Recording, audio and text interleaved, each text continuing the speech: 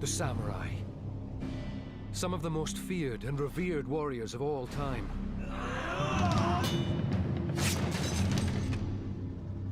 Now, remains from samurai mass graves are casting an extraordinary new light on these legendary fighters.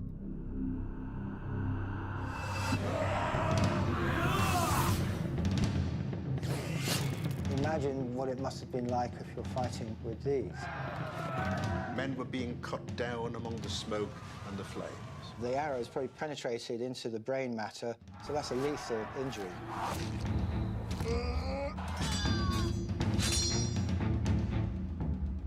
Forensic investigation of their brutal injuries is solving the remarkable story of how the samurai fought and died.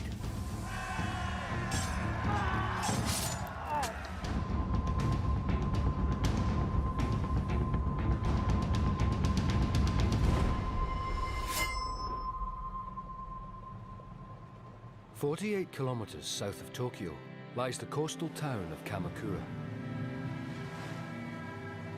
Here, 15 years ago, bulldozers digging the foundations for a car park make an astonishing discovery.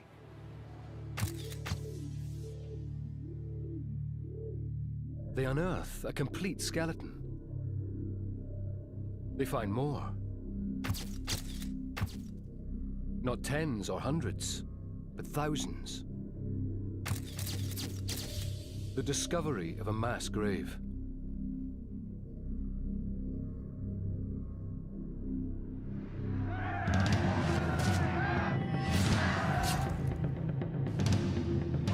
It looks like the site of a great battle or massacre.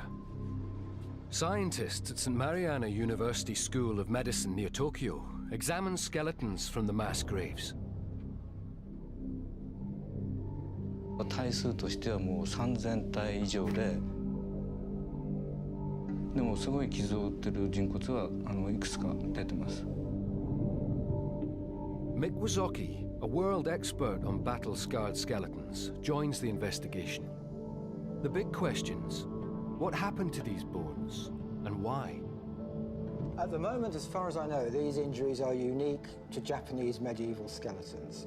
I haven't seen any similar kind of sharp force trauma in a similar location. Neither have my Japanese colleagues. These skeletons exhibit cut marks 1, 2, 3. From behind? Behind. Some very strange cut marks. Yes. Finish them off. Finish.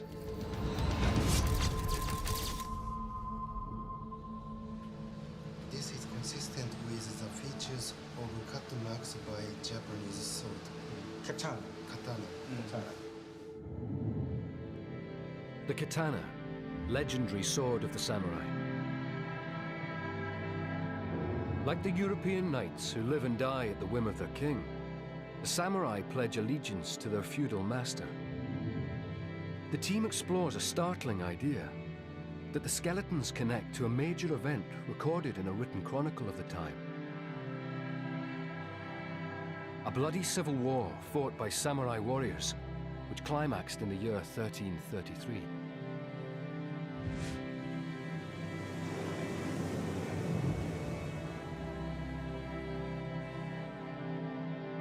On one side, based in Kamakura, the shogunate, a military dictatorship headed by the Hojo family. On the other,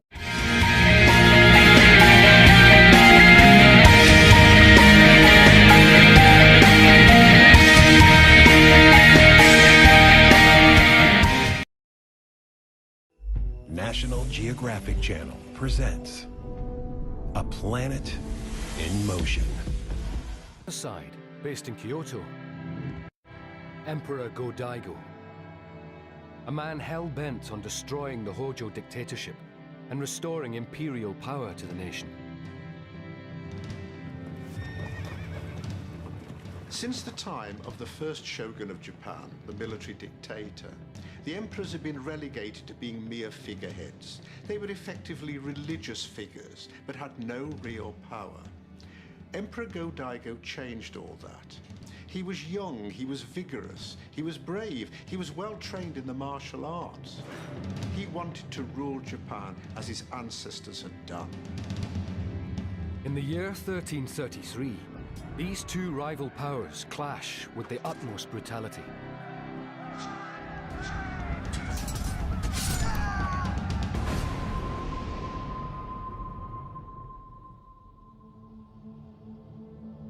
Two distinctive skeletons immediately stand out. The experts believe the location of these skeletons in the mass graves indicates when they die. Locked in an intimate embrace, this enigmatic couple lie on the fringes of the mass grave. That suggests they perish in the first stages of the war. This is a very evocative assemblage. What we have here are two skeletons that were buried together in one grave. This individual's bones are much more slender. This individual is much more robust. So this is a male, and this is a female. The remains of a man and woman, lying together in a lover's pose, is a mystery 7 centuries old. We've also been able to determine that they're both of similar age, probably between the age of 25 to 35. Possibly they died pretty much at the same time, perhaps side by side. This could be husband and wife.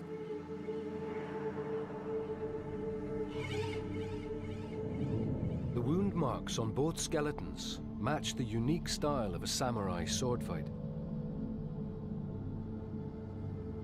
Samurai duels involve a ceremony of precise strikes that one by one bring an opponent to his knees. This individual's body has got very, very nasty and vicious injuries. Tension between the Hojo military dictatorship and the emperor escalates to all-out civil war.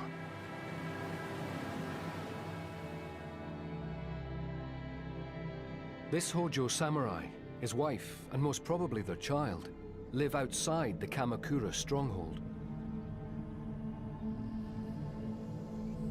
Without the protection of the city's walls, they're exposed to attack. Historian Tom Conlon uncovers contemporary illustrations that show the threat they face. This image shows a night attack, and I think what's remarkable about this is because you see a depiction of a very intense encounter forcibly entering the house and attacking this family.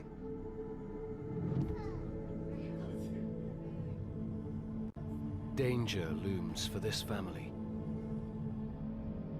A samurai assassin serving the Japanese emperor is on a stealth mission by night, camouflaging himself in the black armor of the Hojo themselves.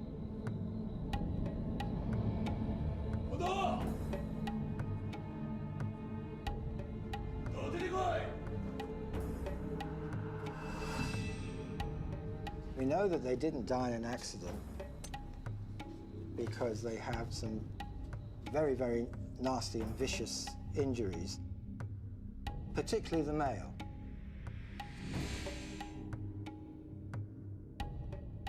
The ritual of a samurai sword duel begins.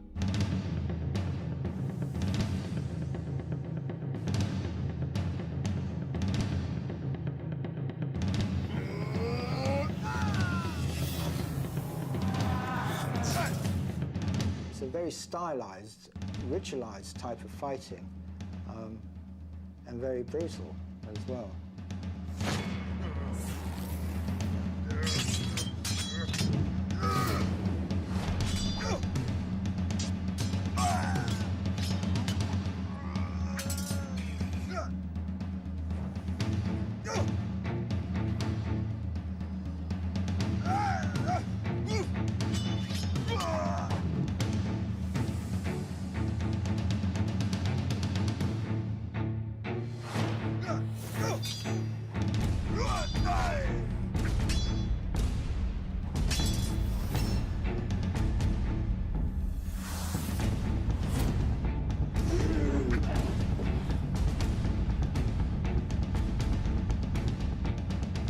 house was thought to be almost an autonomous area.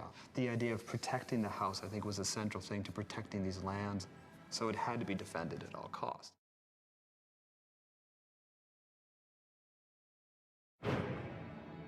Fighting to protect his family.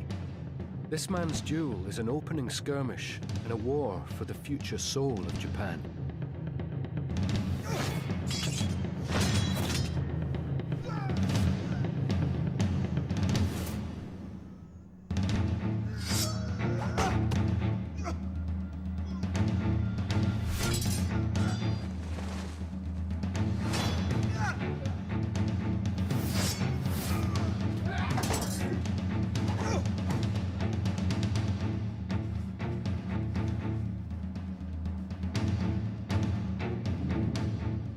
The Hojo samurai suffers his first wound, a katana blow to his left arm.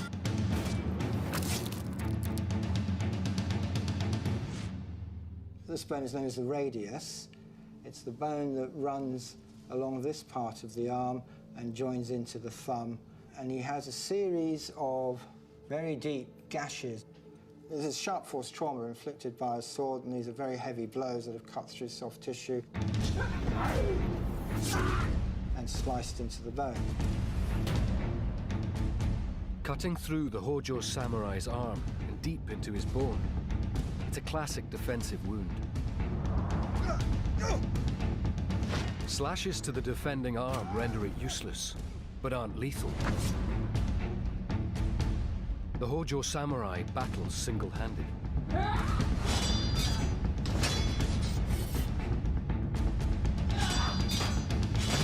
His opponent weakened. The Emperor's samurai targets the head.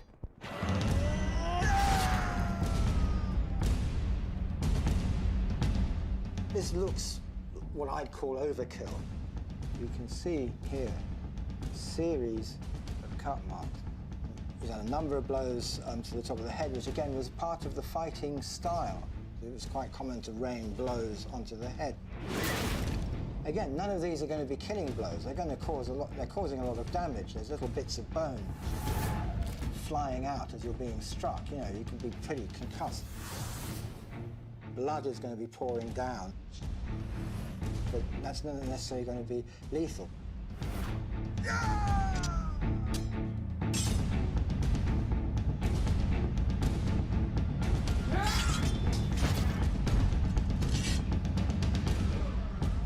Horrifically wounded, the Hojo samurai fights on in the face of death.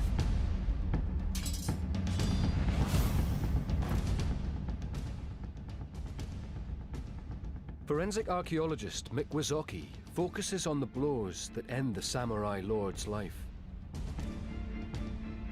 We can also see from the pattern of cuts, this final cut here, that pattern is reversed. So it looks very much as this individual, after a number of blows rained down onto his head, had perhaps turned around, and there's another blow that's gone to the back of the head.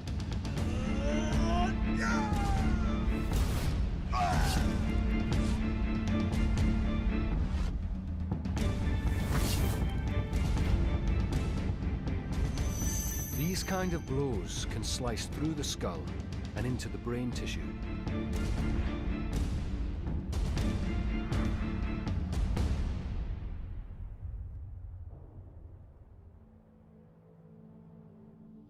Oh, war is pretty brutal, isn't it, at the best of times? But imagine what it must have been like if you're fighting with these.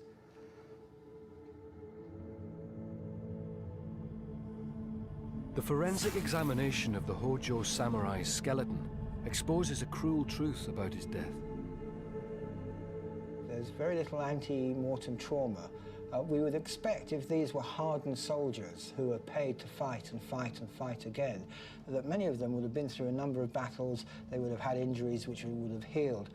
So this looks much more like these were perhaps quite ordinary people who were then called to fight in a very desperate situation.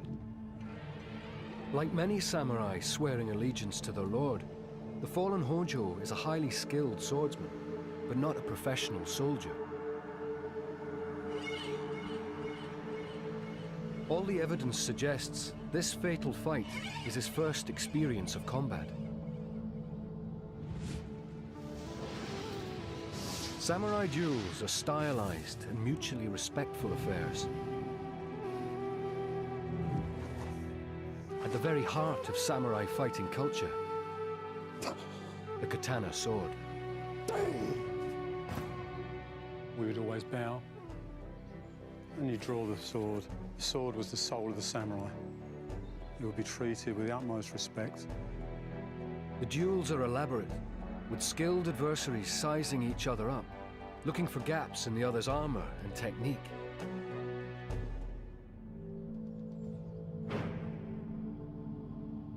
As a strike comes in, I deflect once, and he's so fast he moves back into position and strikes again, which I deflect.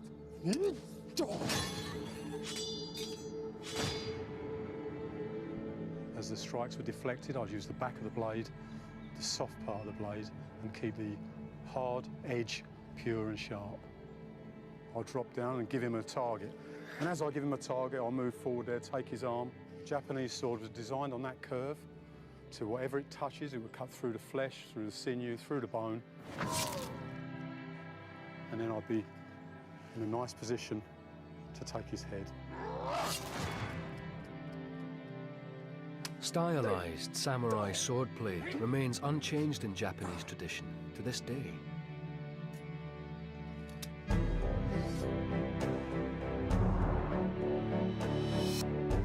"700 years ago, the precision engineering of the samurai katana is light years ahead of any other bladed weapon in the world.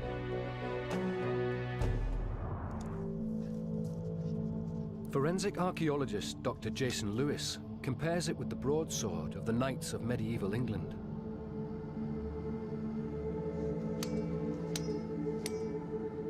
So here we see something that's quite characteristic with the European broadsword, which is having a very wide and shallow wall to the cut mark and producing very large flakes that come off. And there, as expected, the broadsword broke the bone in two. The blade is heavy enough and thick enough that it produces blunt force trauma and is strong enough to break a cow's thigh bone. Lewis now wields the far lighter and more controllable katana. So as we can see here, the marks are very long. The walls are much straighter because the force of the katana blade is being directed directly into the bone.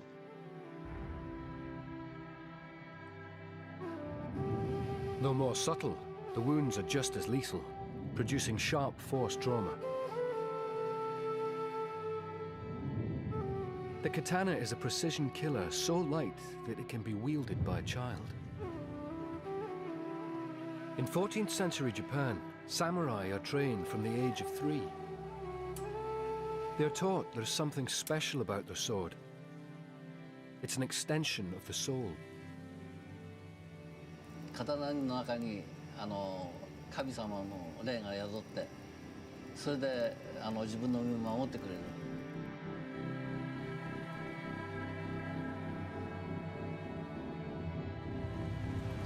At their farm on the frontier of Kamakura territory, the wife and son of the slain Hojo samurai need God on the side of their sword.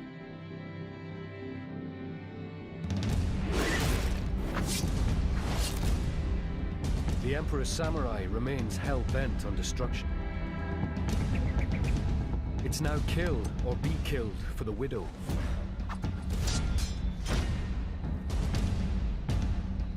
The samurai woman is fighting for her house and child.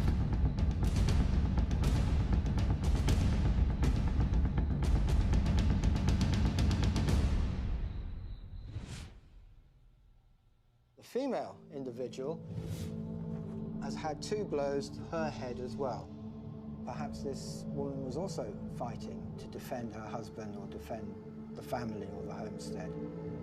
Terrible injuries to the widow's skeleton reveal she too duels with the Emperor's assassin. proof of a brutal equality of the sexes in medieval Japan. Women must fight. One of the great untold stories of Japanese history is the involvement in war of women. There aren't that many references, but the ones that are indicate that when the chips were down, the samurai women would fight every bit as bravely as men. There was not the gender distinction that women were thought to be as civilians or non-combatants. If you were part of this warrior family, I believe that both men and women were in some ways almost equals. They may not have been motivated in the same way by the loyalty to the clan or to the shogun, but they were defending their homes. And all women in Japan of the samurai class were trained in the use of weapons just in case. With her husband dead, the samurai woman takes up the fight.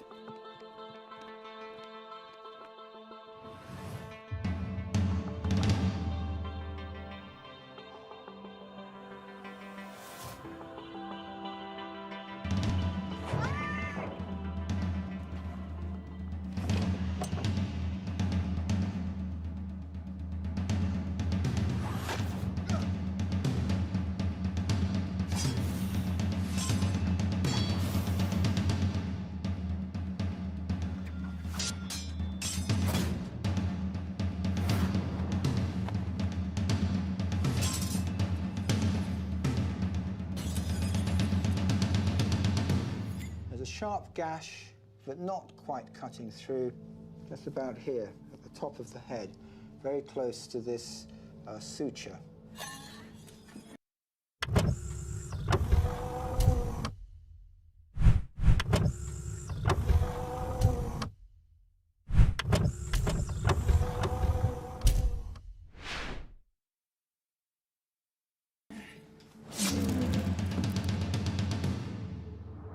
Another very deep gash here on the occipital bone. There's no healing at all, so we know that these blows happened very shortly before they died. So there's every intent to destroy these people.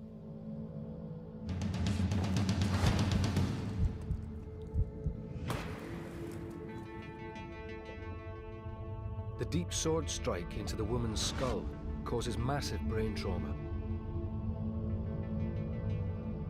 Like her husband, she dies within seconds.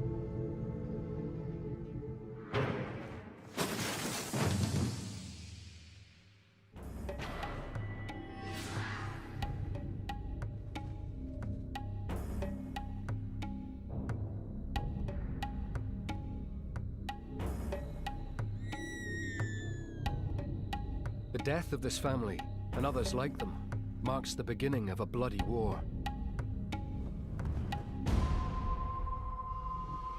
Next, the Emperor's army advances towards the Hojo's fortress city of Kamakura.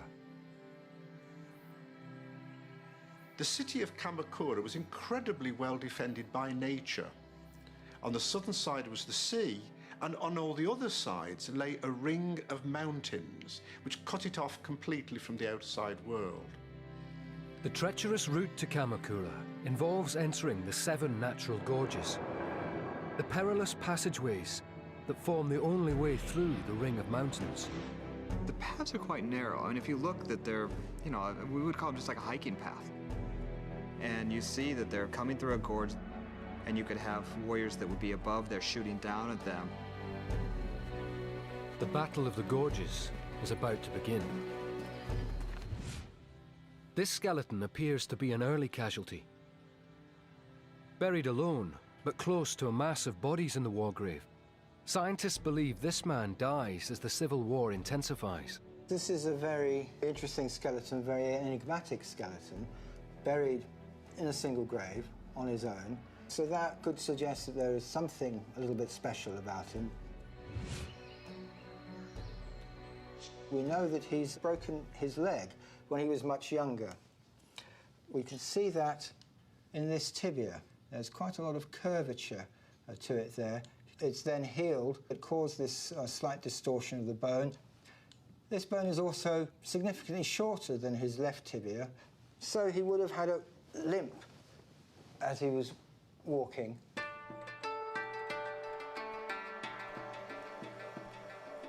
His lameness offers a surprising clue to this man's identity. Extraordinarily, he may be a monk. Many of the people who were monks because they had some kind of minor disability. Therefore, they couldn't do other kind of work, and therefore they became monks. It's quite interesting because a number of the historical texts and experts say that many of the young people who were killed in this battle were monks. As the Emperor's campaign escalates, every Hojo of fighting age, monks included, must fight for their survival in a bloody civil war that ends in a trail of butchered corpses.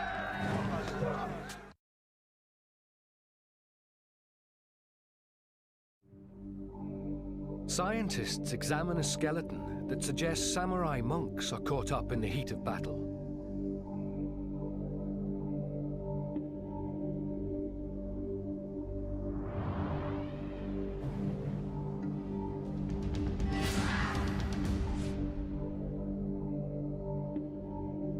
Throughout Japan's history, warrior monks and the Buddhist monasteries play an important role in warfare.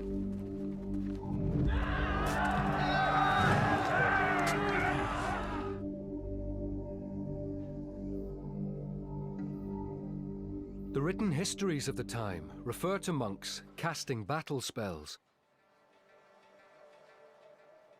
What's very interesting is there's the mindset of the time, which was that what causes victory in battle in a lot of ways was certain kinds of spells or maledictions or curses or whatever were thought to be very instrumental.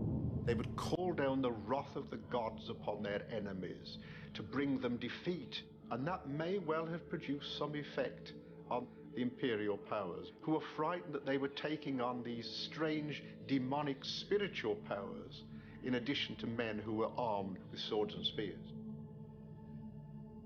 The first crucial military act would be, in a lot of ways, to start having these curses, and they'd be performed for weeks.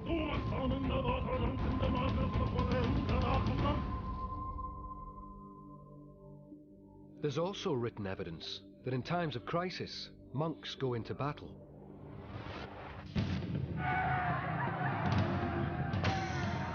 In 1333, there's one temple in particular where they dispatched a force of monks to actually fight. They were the ones that were enacting this original curse, as it were. In the critical Battle of the Gorges, the Hojo need every man who can fight, monks included. The battle is fought not just with samurai swords. The uneven terrain is ideal for ambush from above, with Hojo samurai firing arrows at the Emperor's encroaching forces.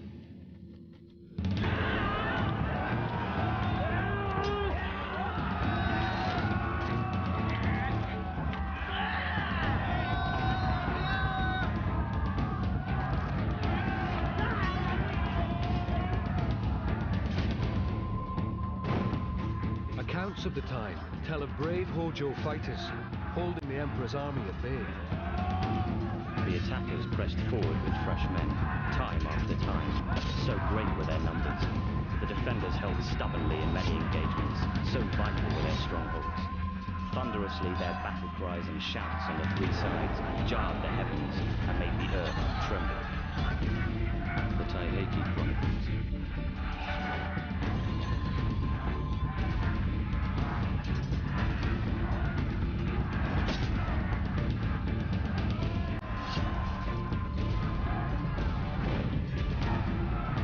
Pressing home their advantage, the Hojo warriors leave themselves vulnerable to attack from the Emperor's own archers.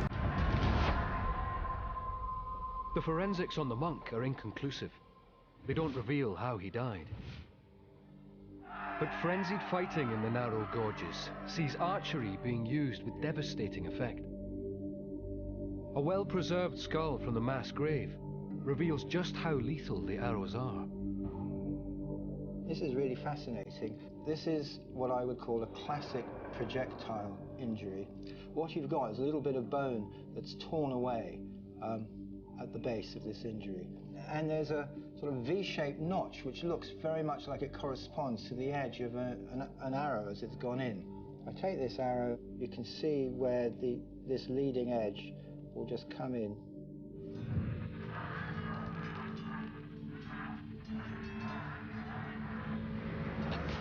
And it's actually come in this direction.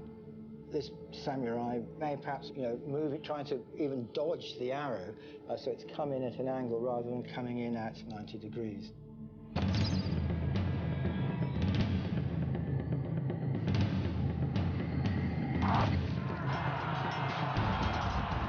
And it's hit with a lot of impact, a lot of velocity. It's gone straight through the bone, and the arrow has probably penetrated into the brain matter, so that's a lethal injury. He's not going to get up and walk away after he's had that. The arrow penetrates the skull, causing a fatal brain hemorrhage. He dies instantly.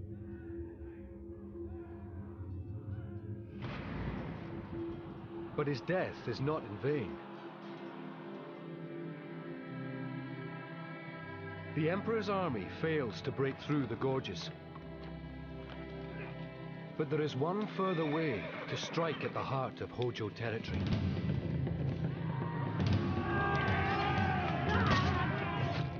In the battle for Kamakura, the Emperor's samurai have one final and potentially devastating card to play. Playing it results in a massed pile of bodies on Kamakura Beach.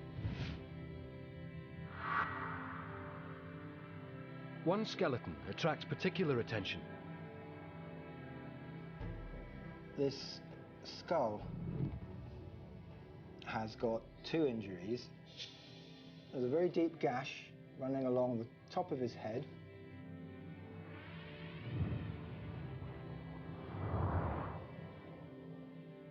But there is another blow to the back of the skull. Sword has come in and cut a slice right off. The unusual shape of the gash along the top of the head indicates the blow came from above.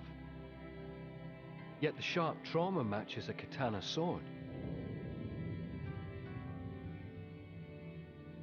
And there are animal skeletons that solve the puzzle.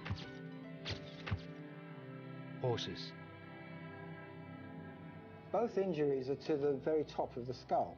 So it's possible that this could have been a foot soldier and somebody on horseback hitting him, and perhaps even as the horse was rushing past, the second blow has come in at an angle and created this slicing effect, rather than the normal kind of gash that we see on so many of these other skeletons.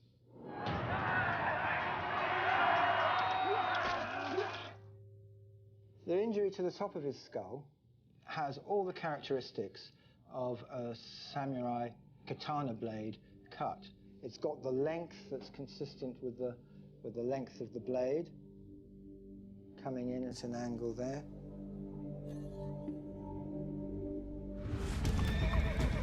Horses are ineffective in the confined terrain of the gorges. But in the final phase of the Civil War, a chance of nature allows the Emperor to unleash his powerful samurai cavalry on a weakened Hojo army. In the year 1333, the Kamakura coast has an exceptionally low tide. The crucial moment in the fight to gain entry to Kamakura happened when the tide was far enough out to allow the Imperial army to go round the rocky cape that stretched out into the sea and effect an entry into Kamakura from the southern side, in other words, from the direction of the sea. The retreat to the sea opens the way for the Emperor's cavalry to charge.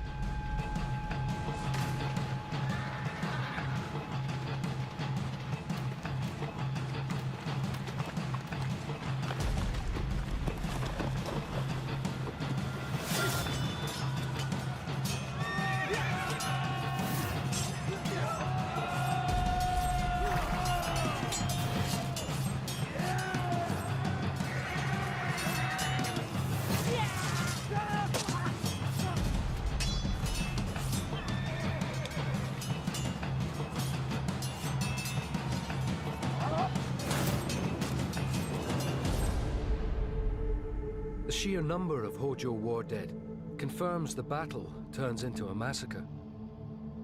The mass grave shows a horrifying range of wounds. An injury on one body suggests a particularly savage blow that probably kills a fallen Hojo. This is the left hip bone. There's a cut mark here. If we go over to the skeleton here, I can show you what I mean. So the cut marks are right inside here.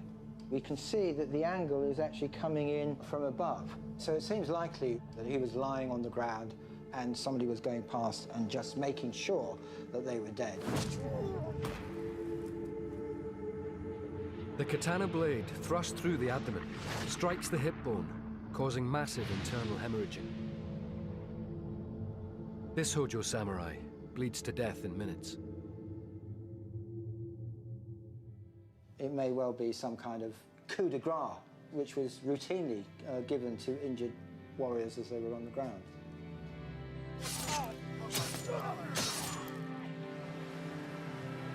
The dramatic accounts of the time describe a sea turned red by slaughter. Assuredly was this a battle to decide great things, one such as would make it known generation to come whether those who contended were brave or cowardly. The Taiheki Chronicles. More skeletons from another mass grave reveal how brutal the final slaughter becomes.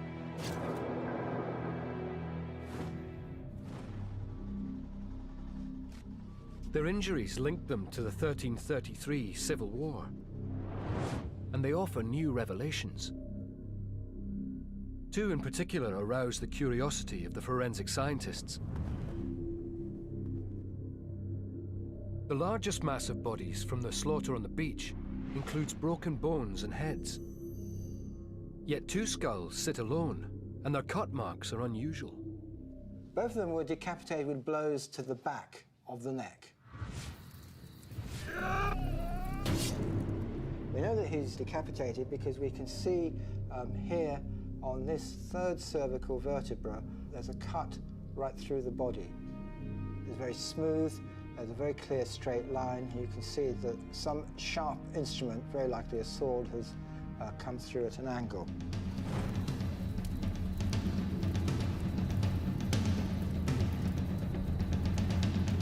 If you're going to decapitate somebody, you really want to catch the third or the fourth cervical vertebra. To catch the first or the second, you're going to hit the back of the skull, and you may also catch part of the jaw as you go through.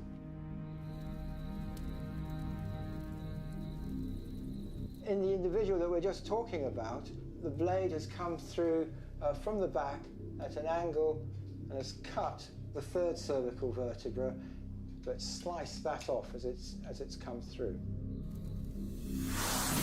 That's classic decapitation. Perhaps the person may have been alive, may have been captured, may have been down on his knees with the head bent down, so that the sword can come in and very cleanly decapitate.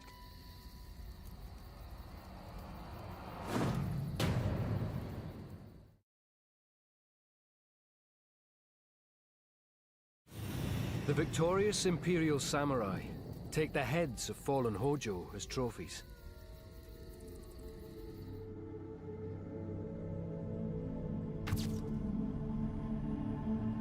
This macabre battle rite leaves more than 500 beheaded skeletons buried in the mass graves.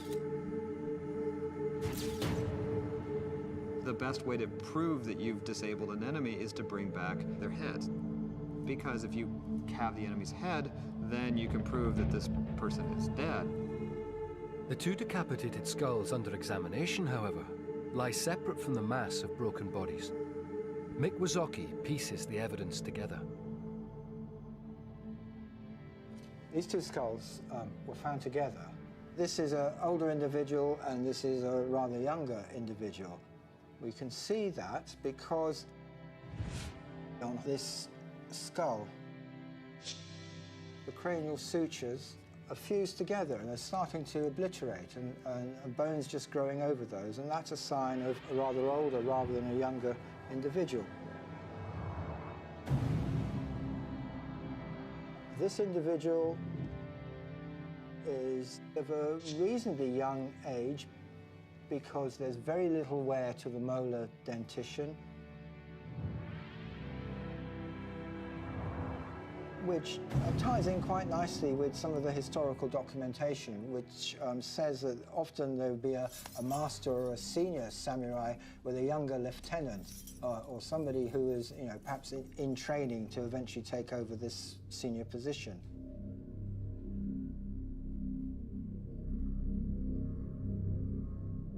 The condition of their skulls offers the next vital clue to their identities. It's been written that because people got credit for bringing in trophy skulls, that sometimes they would get skulls of people who weren't particularly prominent, and then they'd mutilate the face so you couldn't be able to recognize it. But there's no sense of mutilation here, so these may actually be very famous samurai.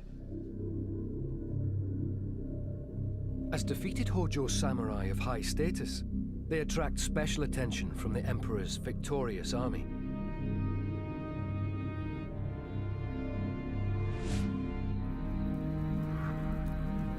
On their knees, these two distinguished Hojo face a ceremonial execution.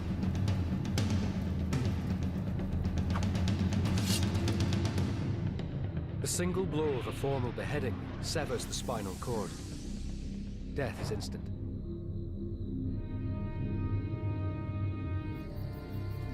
The skulls of high-ranking Hojo samurai, formally executed, is evidence of an unusual battle rite observed in medieval Japan. There's one other tradition that's not generally known. Because of a very well-developed Japanese religious belief, certainly among the most high-ranking samurai, it was expected that the head would be returned to the family of the man who had been killed. The execution of Hojo samurai leaders marks the end of the Battle of Kamakura Beach. The city now lies at the mercy of the victorious Imperial Army. And the Emperor's retribution is ruthless. The Battle of Kamakura ended in a bloody, burning inferno.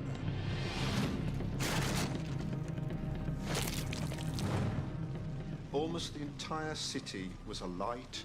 Fighting was going on everywhere. Men were being cut down among the smoke and the flames.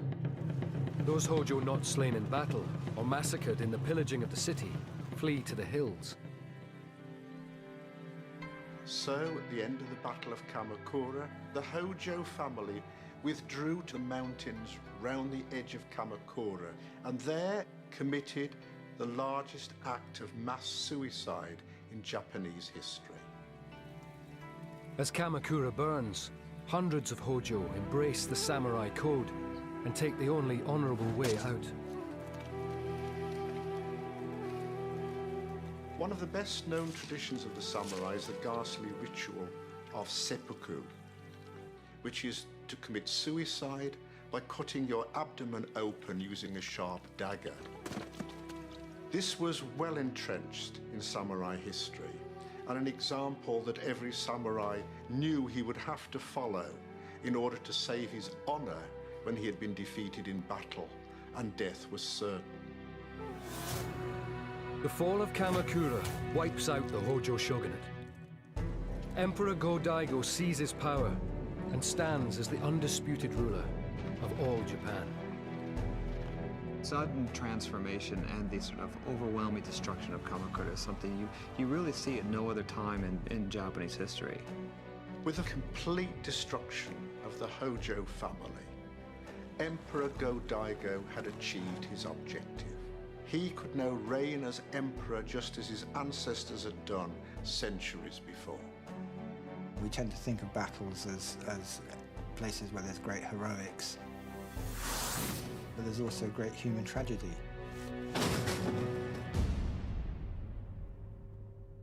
All these types of injuries to ancient skeletons, it just reminds us what a very brutal and savage place the world used to be.